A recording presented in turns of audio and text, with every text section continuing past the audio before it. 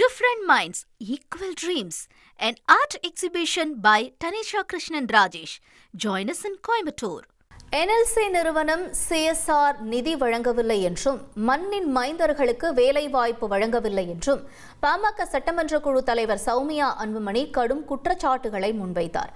குற்றச்சாட்டுகள் குறித்த விசாரணை நடத்தி நடவடிக்கை எடுக்கப்படும் என்று அமைச்சர் கீர்த்தனா தெரிவித்தார். நெய்வேலி லிக்னைட் கார்பரேஷன் அவர்கள் கொடுத்த பதில் சொல்லியிருக்கிறாங்க.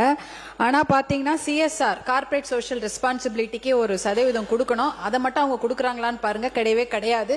மனசாட்சியே இல்லாத நிறுவனம் எதுனா அது என்எல்சி தான். தமிழ்நாட்டில் மனசாட்சி இல்லாமல் எல்லா விவசாயிகளையும் ஒரே நைட்டு வெளியில் தூக்கி போட்டுட்டு தண்ணியும் உறிஞ்சு அதை வளத்தையும் கெடுத்துட்டாங்க. அவங்களுக்கு எக்ஸாம் வச்சு வேலை எடுக்கிறாங்க. எதுக்கு எக்ஸாம் வச்சு வேலை எடுக்கிறாங்க? மண்ணின் மைந்தர்கள் அவர்கள்.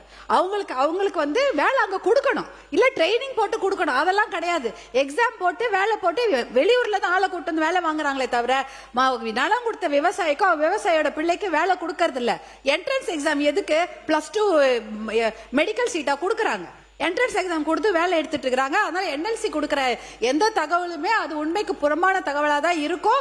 சிஎஸ்ஆர் எவ்வளவு ஃபண்ட் அவங்க செலவு பண்ணியிருக்காங்கன்னு பாருங்க. அதுக்கு ஒரு கணக்கு கொடுப்பாங்க. ரோடு போட்டோம், இது பாலம் கட்டணும்னு. அது அவங்களுடைய வளாகத்துக்குள்ளதான் பண்ணியிருப்பாங்களே தவிர மக்களுக்கு எதுவுமே பண்ணவே இல்லை. சிஎஸ்ஆர் ஃபண்ட்ல இருந்து அவங்க ஒதுக்காம நிறைய பிரச்சனைகள் பண்ணியிருந்திருக்கலாம் இதுவரை.